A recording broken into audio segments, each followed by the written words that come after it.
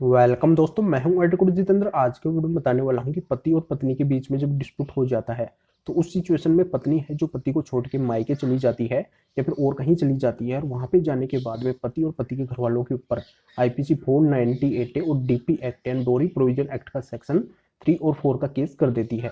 और उस केस के अंदर बेसिक तौर पे कई तरह के आरोप लगाए जाते हैं कि भाई इन लोगों ने शादी से पहले इन चीज़ों की डिमांड की और हमने शादी के अंदर ये चीज़ें इनको दी, और यहाँ पे शादी के बाद में भी है जो मुझे परेशान कर रहे हैं, प्रताड़ित कर रहे हैं डोरी को लेके, और ये मुझे घर से बाहर निकाल दिए हैं। तो ये ऐसे आरोप बेसिक तौर पे होते हैं पत्नी के द्वारा जो लगाए जाते हैं पति और पति के घर वालों के ऊपर।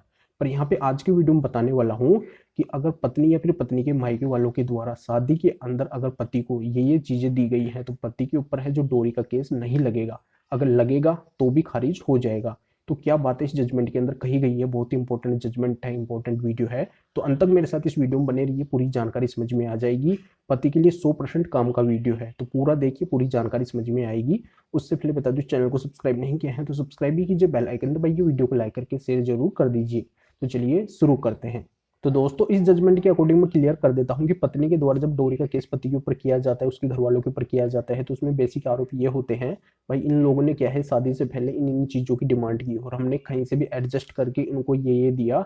हमारी क्षमता नहीं थी फिर भी हमने इनको ये दिया, और अभी भी है जो ये लोग मुझे परेशान कर रहे हैं डोरी को लेकर, नई नई डिमांड करते हैं, आए दिन मुझे प्रताड़ित करते हैं और मारते हैं, पीटते हैं। तो इस तरह के आरोप होते हैं। तो यहाँ पे मैं क्लियर कर देता हूँ कि इस जजमेंट में ये बातें कही गई है, कोर्ट के द्वारा ये बोला गया है कि शादी के अंदर जो भी आइटम दिया जाता है वो अपनी स्वेच्छा से देते हैं पत्नी के मायके वाले। यहाँ पे ऐसा कोई प्रेशर उनके ऊपर नहीं डाला जाता है, वो जो भी दे रहे हैं अपनी स्वेच्छा से दे रहे हैं। यहाँ पे हर माँ बाप है अपनी बेटी की शादी में कुछ ना कुछ जरूर देता है, वो यहाँ पे अच्छे से अच्छा करने की कोशिश करते हैं, उनके ऊपर ऐसा कोई प्रेशर नहीं होता है।